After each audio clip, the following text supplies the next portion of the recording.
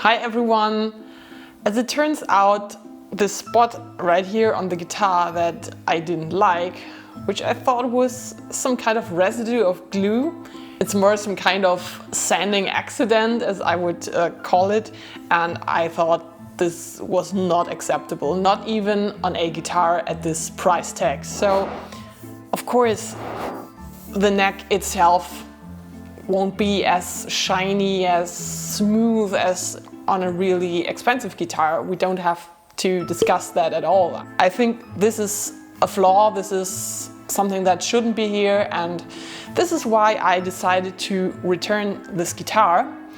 And I figured that I need a new one faster, so instead of returning it and then waiting for a refund, getting a new one, I decided to order right then a new model, and I've unboxed it too. They say 3 times a charm. I hope it's not true in this case. I really shouldn't have said that, because this guitar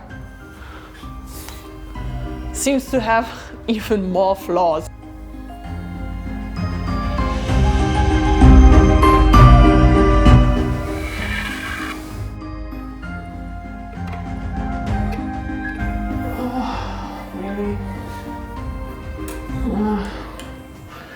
You can imagine that this was really a huge disappointment for me. It's a bit like having evil twins at home. It's not fun.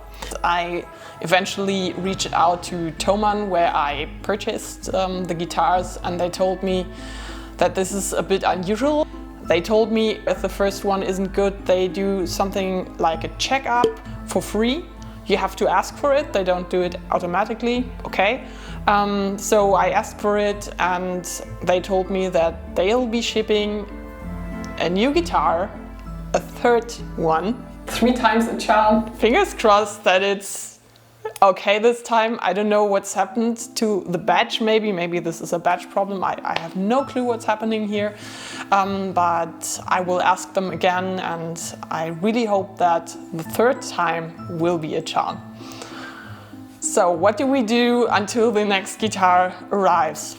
There was this comment that inspired me, that a comparison to another really cheap brand that's easily available for me would be interesting. So I ended up ordering a Harley Benton TE20, and it's supposed to arrive tomorrow. I think that next week will probably be a Harley Benton unboxing.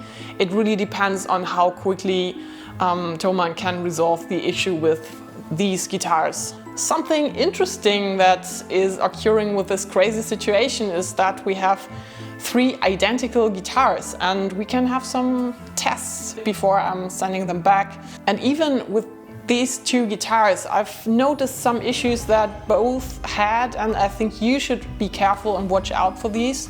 Okay, so here comes a little question for you.